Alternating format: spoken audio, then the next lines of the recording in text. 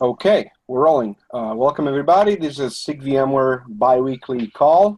Today is August the 30th, 2018, and we're gonna anticipate a short call given that we have a short agenda today.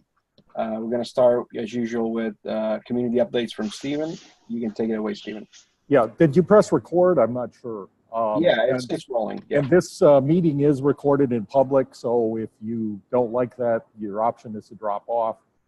With community, it's a little short, but one very important thing is that the Kubernetes project as a whole had some issues with behavior on these Zoom meetings, and they're switching to a little more closely governed set of Zooms that are only exposed to SIG members.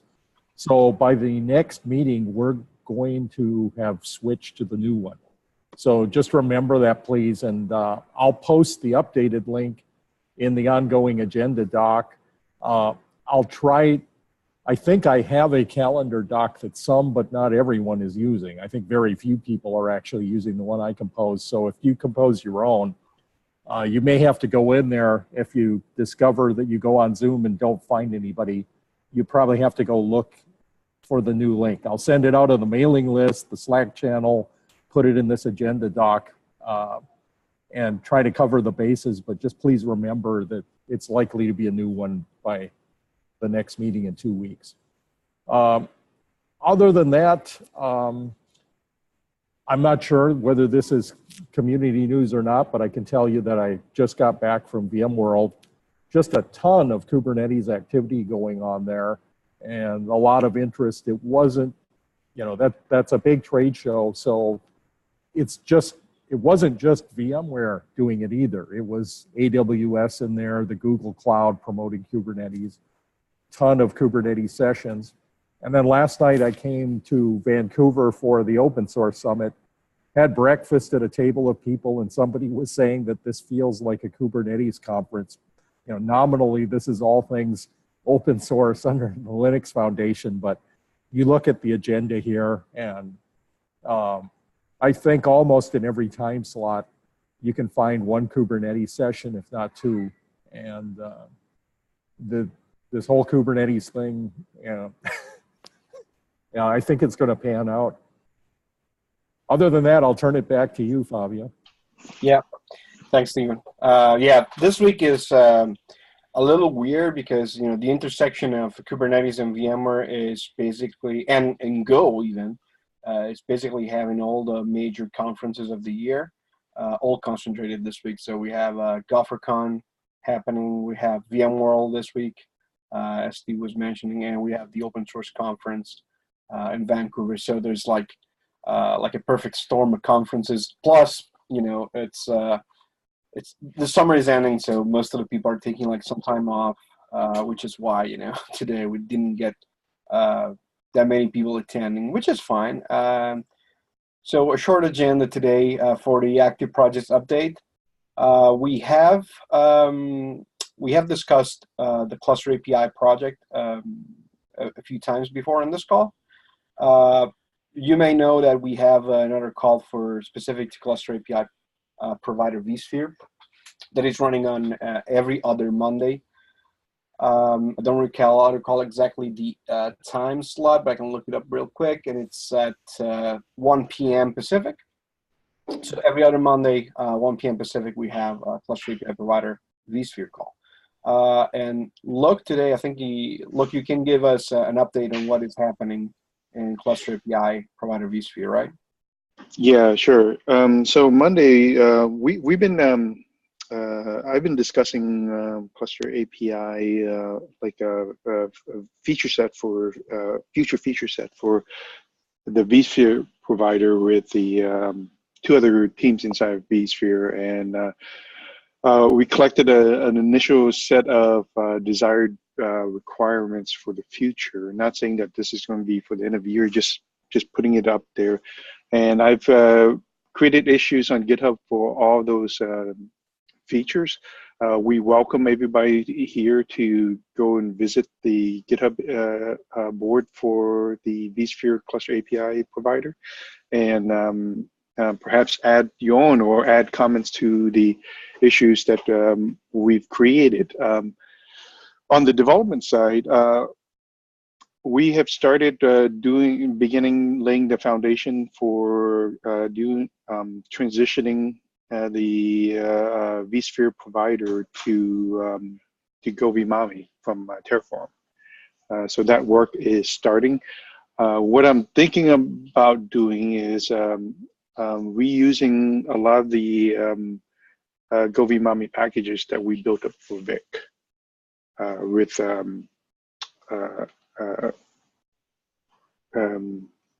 the cluster API provider for vSphere, because it's already written, so why not reuse a lot of that? And in the meeting this week, it was a really short meeting. In fact, I don't think we discussed anything.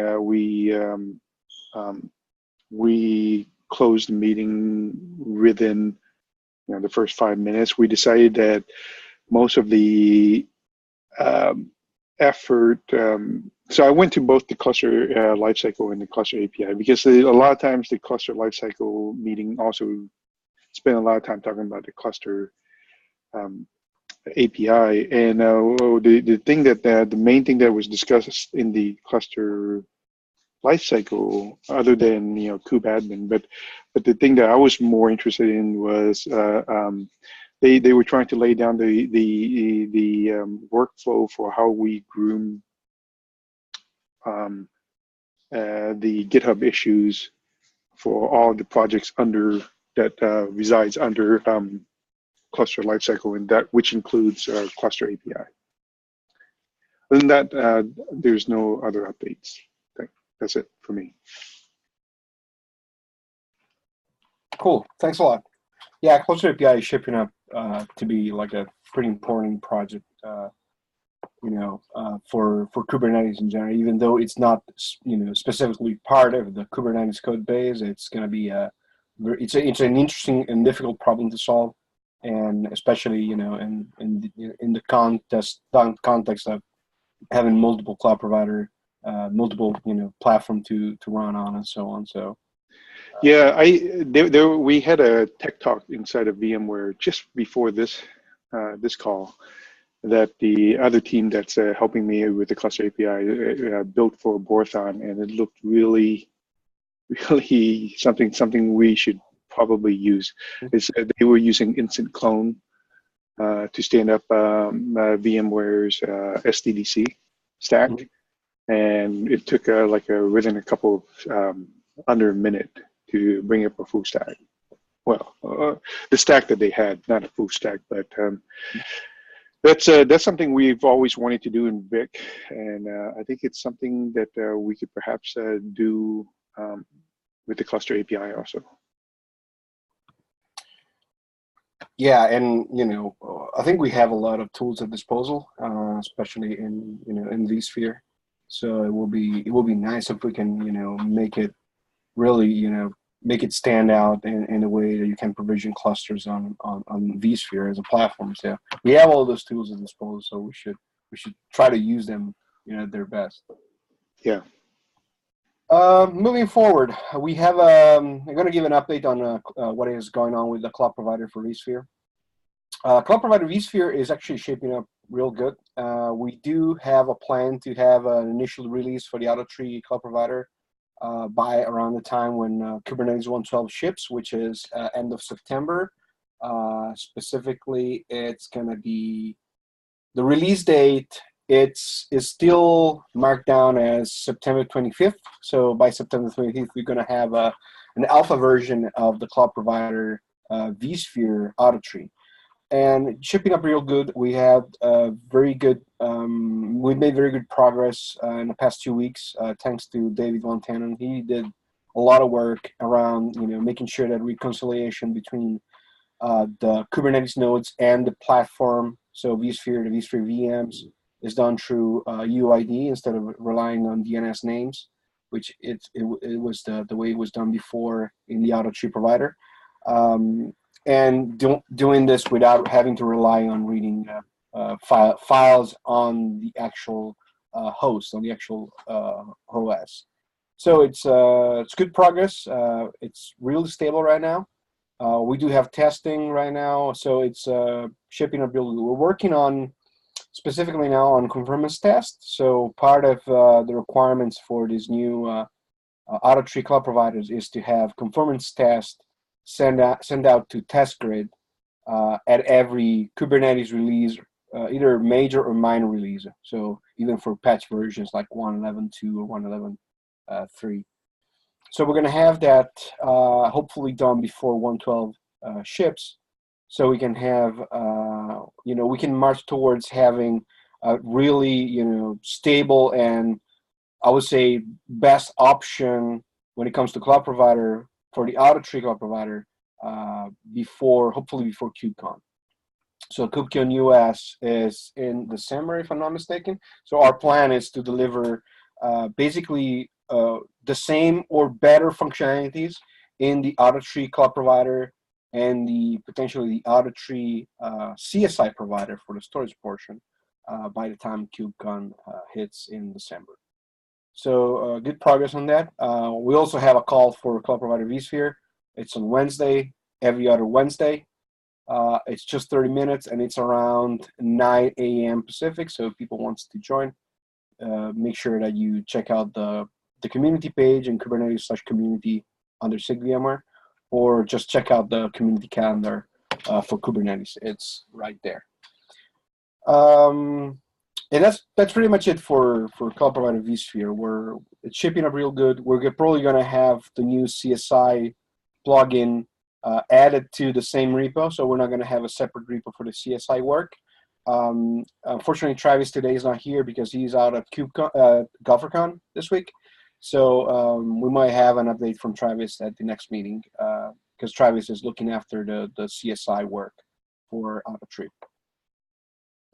Just one thing I wanted to point out is that we last week on Thursday, so same time slot as this one, but last week we had a kind of a one-off kind of tech talk done by Doug McEachran on vCSIM, which is the vSphere API simulator. The recording is out on YouTube. It's 1 hour long. It's filled with useful information if you want to have a simulator for the vSphere API, like for doing tests, end-to-end tests even. It's really well done and now supports Tags API, and we're trying to use it as much as possible for all the testing we do, making it portable across platforms. So without having to have an entire vSphere cluster at disposal, if you want to run tests locally, run portable tests and so on, with vCSIM it's going to be much easier. And we're probably going to adopt it as the preferred way to do testing in Kubernetes, but we'll also keep obviously real-world testing with a real-world infrastructure that we have on vSphere and AWS. But it's very interesting if you're into testing, or if you want to learn more about that. There's this video on YouTube. It's in the SIG VMware playlist. Go check it out. I'm gonna put the link on YouTube after I'm done with this call. And yeah, that's pretty much it for the active project update. One thing I wanted to point out, and I put down in the discussion part of the agenda, is that we had a few customers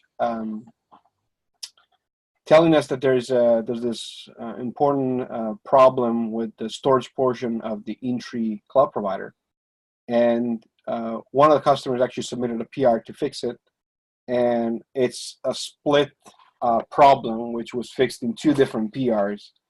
So basically, there's a problem where the volume that was attached on a pod on one node, if the pod was rescheduled on a different node, the pod will not reschedule because the disk will be in a sort of stuck situation where the pod cannot get the volume, because the volume was still attached to a different node, and the node will not release that disk to be moved to the other node. So this was thankfully fixed with a PR from a customer. It was awesome. I helped this customer through this through the triage of the issue and sending out the PR. We managed to merge it, and it was marked for milestone 112. So it's going to be part of 112, and hopefully it's going to be part of 111 next. I'm not sure which one is going to be next. I haven't followed 111 in a while. So that's really the only thing I wanted to point out, because we had this, we had many people reach out on Slack and via email asking for a fix for this problem. So we're glad we have it in 112, and possibly even ported back to 1.9, which was what the customer was running at the time. So pretty big deal for people using and incurring this problem when using the in-tree cloud provider. And yeah, that's pretty much it. I guess that given that we're running very early this week, so I'm going to open up the floor for questions or topics for discussion, if you guys have any.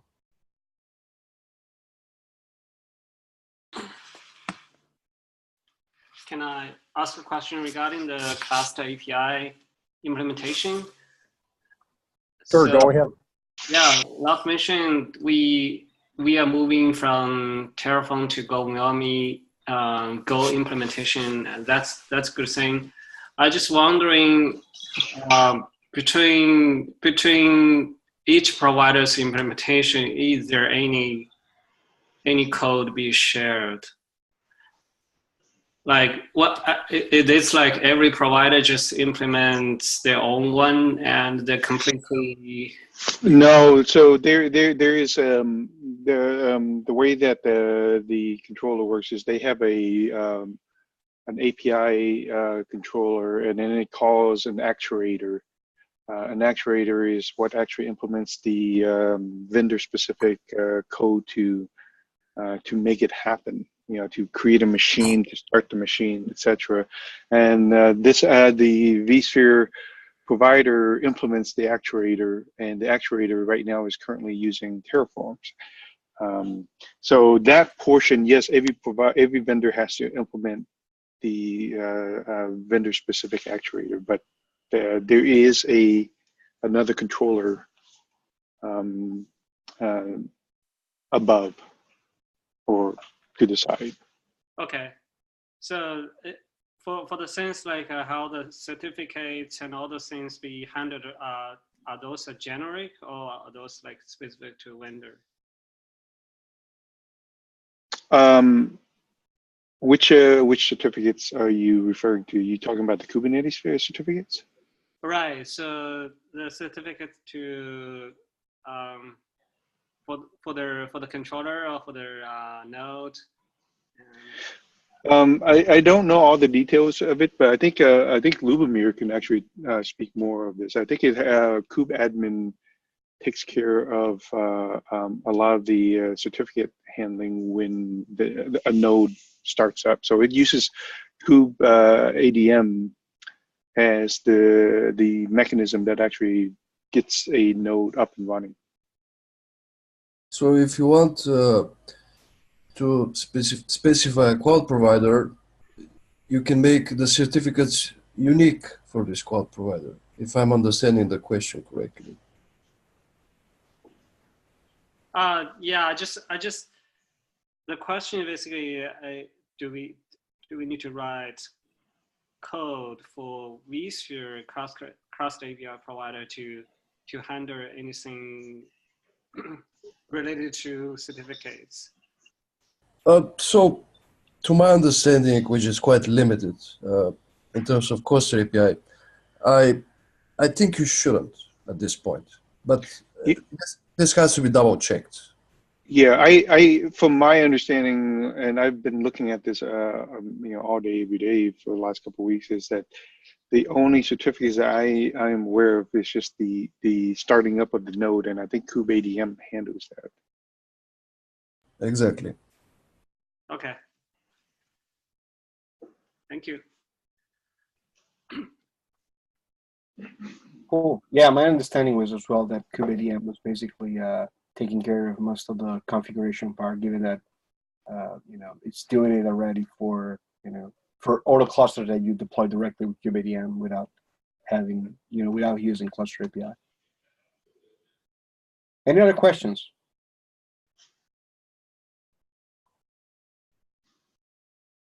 Okay.